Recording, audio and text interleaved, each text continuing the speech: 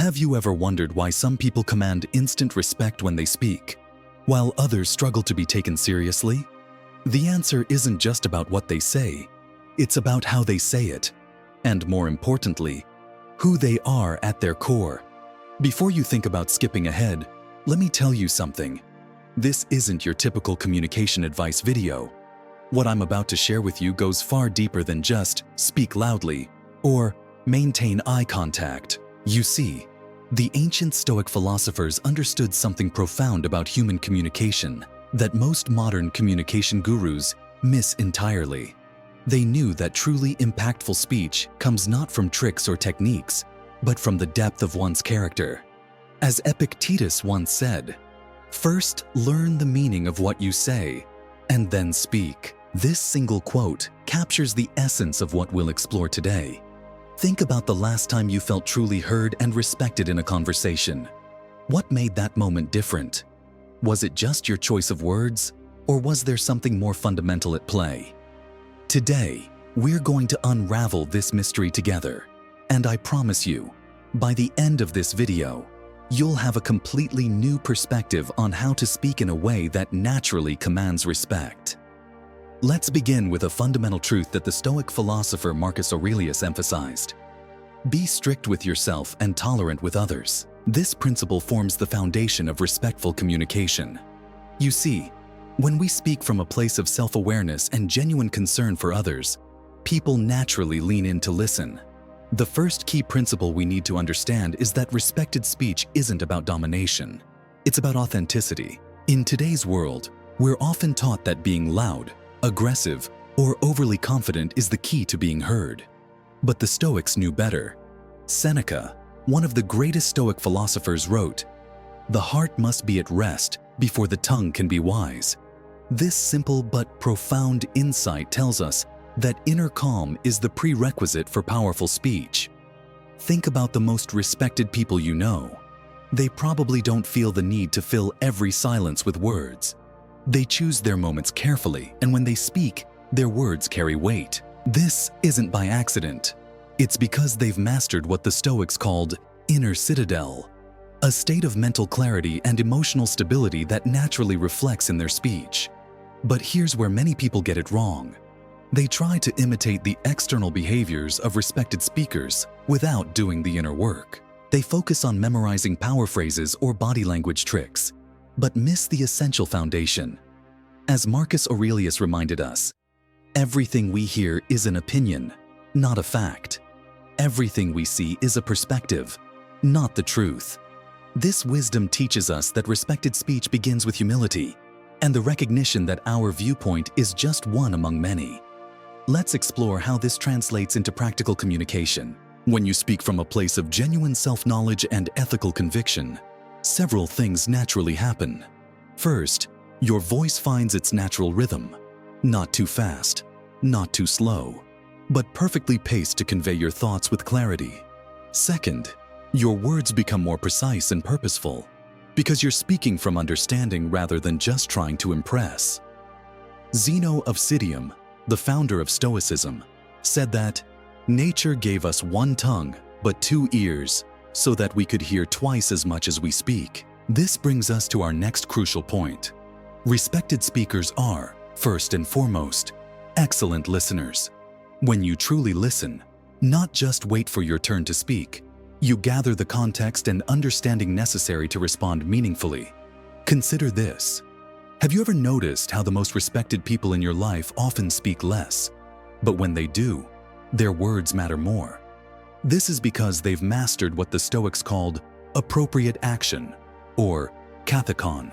They understand that speech is a tool to be used purposefully, not a constant stream of consciousness to fill the air. But I know what you might be thinking. This all sounds good in theory, but what about when I need to speak up in challenging situations? What about when I face opposition or disagreement? These are excellent questions, and they bring us to one of the most powerful aspects of Stoic communication principles. You see, the Stoics understood that true power in communication doesn't come from overcoming others, but from overcoming our own emotional reactions. Epictetus taught us, "It's not what happens to you, but how you react to it that matters. This principle is absolutely crucial when it comes to speaking with authority and earning respect. Let me share a personal story that illustrates this perfectly. A few years ago, I was in a heated meeting where someone directly challenged my expertise in front of the entire team. In the past, I might have responded defensively, raising my voice or listing my credentials. Instead, I remembered the words of Marcus Aurelius. "The best revenge is to be unlike him who performed the injury." I took a breath, smiled, and calmly asked him to explain his concerns in more detail. The entire room's energy shifted.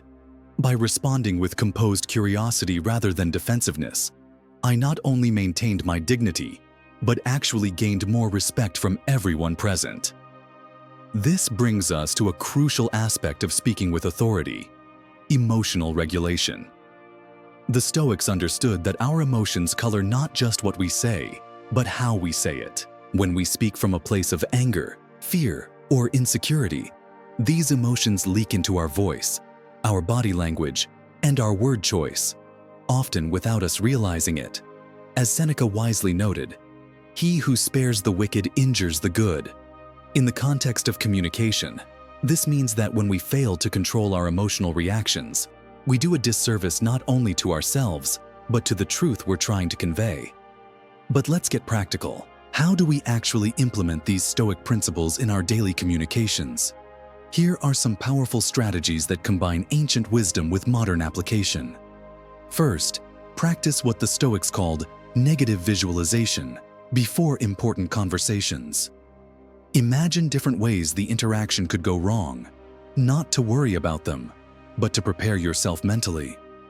This practice helps you remain unshaken when challenges arise. As Epictetus advised, it's not things that upset us, but our judgments about things. Second, develop what I call responsive pause. The art of taking a brief moment before responding to any significant statement or question. This isn't about creating artificial delays. It's about giving yourself space to respond rather than react.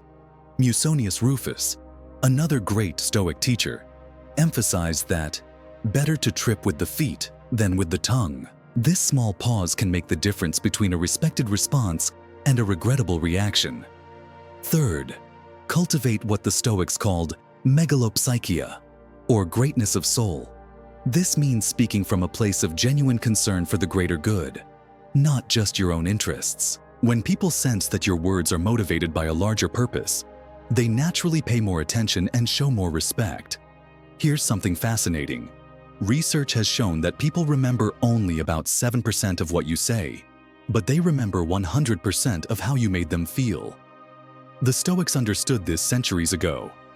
Marcus Aurelius reminded us to be tolerant with others and strict with yourself. This means that while we should hold ourselves to high standards of speech, we should also be understanding when others fall short. Let's talk about the power of silence. In our hyper-connected world, we're often uncomfortable with pauses or quiet moments. But the Stoics knew that powerful speech is as much about what you don't say as what you do.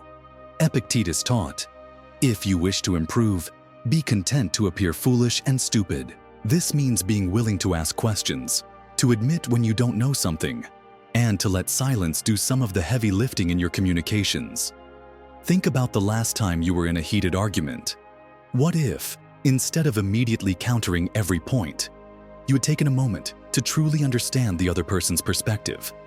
This is what Seneca meant when he said, "We have 2 ears and 1 mouth, so that we can listen twice as much as we speak." Now, let's address something that many communication experts overlook: the relationship between physical presence and verbal communication. The Stoics understood that our physical state affects our mental state, and vice versa. Before important conversations, take a moment to ground yourself physically. Stand or sit with purpose. Take deep, deliberate breaths. As Marcus Aurelius advised, the soul becomes dyed with the color of its thoughts.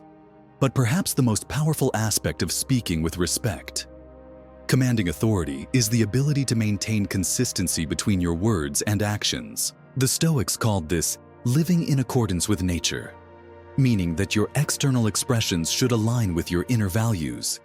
People can sense authenticity, and nothing commands more respect than someone whose words and deeds align perfectly. Let's address one of the most challenging aspects of commanding respect through speech: maintaining your composure when others are losing theirs. In today's world of quick reactions and viral outbursts, the ability to remain centered in heated moments is increasingly rare, and therefore increasingly respected. Consider what Epictetus taught us. When someone provokes you, remember that it is actually your own opinion provoking you. This insight is revolutionary when applied to communication. When someone speaks to you disrespectfully, it's not their words that disturb your peace. It's your judgment about their words. Understanding this gives you a remarkable power: the ability to choose your response rather than being controlled by your initial reaction. I'll share another personal example that demonstrates this principle in action. During a crucial presentation, a colleague interrupted me with a dismissive comment that could have derailed the entire meeting. Instead of becoming defensive or angry, I remembered Marcus Aurelius's wisdom. Choose not to be harmed, and you won't feel harmed. Don't feel harmed, and you haven't been. I paused, acknowledged his input with a genuine thank you, and then smoothly incorporated his criticism into my next point. The result? Not only did I maintain the flow of my presentation, but several people later commented on how professionally I handled the situation. This brings us to an essential truth about speaking with authority. True power lies not in dominating conversations, but in elevating them. When you speak in a way that raises the level of discourse, people naturally respect both you and your contributions. As Seneca observed, "As the soil, however rich it may be, cannot be productive without cultivation, so the mind without culture can never produce good fruit." Let's explore some advanced techniques for cultivating this kind of elevated speech. First, practice what I call intentional vulnerability. This might seem counterintuitive. After all, don't we need to appear strong to command respect? But the Stoics understood that true strength often lies in acknowledging our limitations. When you're willing to say, "I don't know," or "I made a mistake," it actually increases your credibility rather than diminishing it. As Marcus Aurelius reminded us, the impediment to action advances action. What stands in the way becomes the way.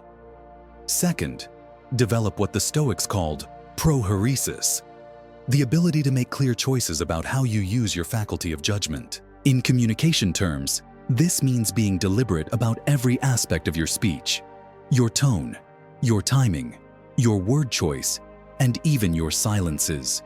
Before speaking, ask yourself, is this necessary? Is this true? Is this beneficial?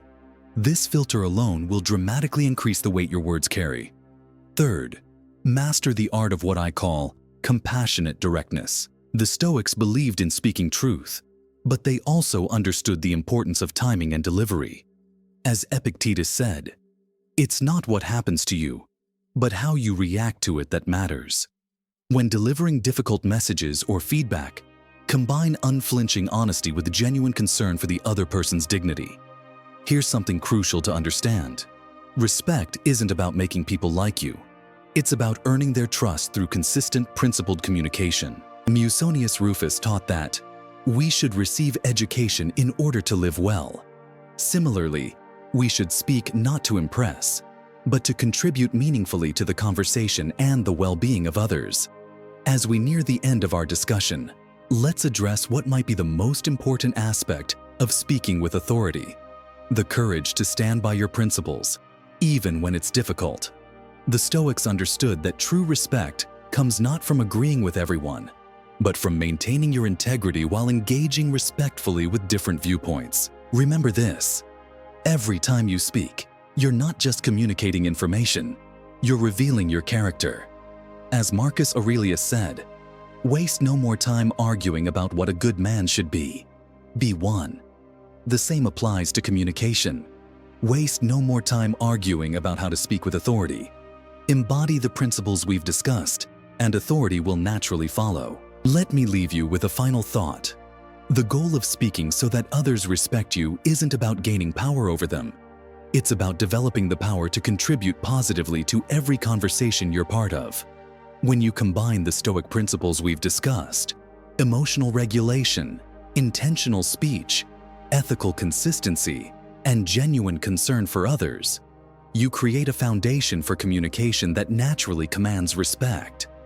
As you leave this video, I challenge you to implement just one of these principles in your very next conversation. Notice how it feels different, how it changes the dynamic. Remember what Epictetus taught us. First, say to yourself what you would be, then do what you have to do. Start small, but start today. Your journey toward more respected and impactful communication begins with your very next word. Thank you for staying with me throughout this exploration. If you found value in these insights, please share this video with someone who might benefit from it. Remember, as the Stoics taught us, wisdom becomes most valuable when it's shared with others. Until next time, speak with purpose, listen with patience, and let your character shine through every word you utter. As Seneca wisely concluded, luck is what happens when preparation meets opportunity. Prepare yourself well, and the opportunities to speak with impact will naturally follow.